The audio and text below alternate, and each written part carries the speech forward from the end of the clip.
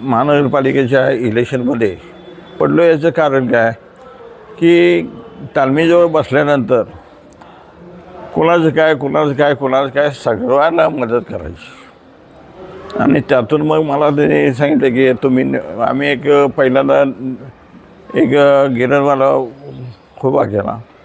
उभा केल्यानंतर तो अनोळखी होता पण तो 35 मतांनी पडला.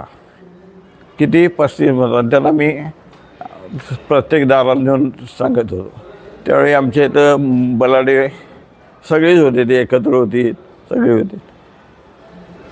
मग माझं वय बसल्यानंतर मला म्हणते आम्हाला कोणाला शोधायचं नाही आणि तुम्हीच ते उभारलं पाहिजे. मी उभारलं सगळ्या एका कडेनं सगळ्यांचे डिपॉझिट होत, सगळ्यांचे डिपॉझिट होत. तसं बघायला गेलं बाबासाहेब कसवेकरांच्यापेक्षा मला मतं जास्त आहेत. एक नंबरनं निवडून आला म्हणतात की नाही, ते येऊ द्यात, ते वडीलधारी माणसं आहेत, येऊ द्यात, पण आपण लांबड लावली नाही. मी तसं बघायला गेलं तर 1 नंबरनं निवडून आलो आहे.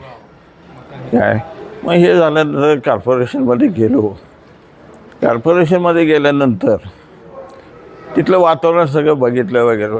पण मला एवढं माझ्या आयुष्यामध्ये कॉर्पोरेशनमध्ये काम करताना कुठल्या अधिकाऱ्यानं मला कधी नडेल नाही, कुठल्या अधिकाऱ्यानं मला हे केलं नाही, कुठल्या कामगारानं हे केलं नाही. रागवून काम करण्यापेक्षा गोड बोलून काम करणं हे सगळं चांगलं.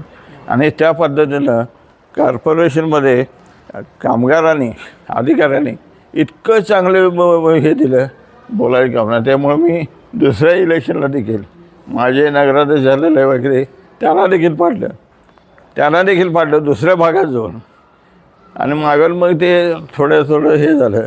पण मला एकच जाणीव आहे की अधिकारी कामगार ही जे की नाही आहे ना, हे फार नातं वेगळं आहे आणि त्याच्यामुळं आम्ही इथं कारभार करू शकलो, त्याच्यामुळं आम्ही नाव ऐकलो.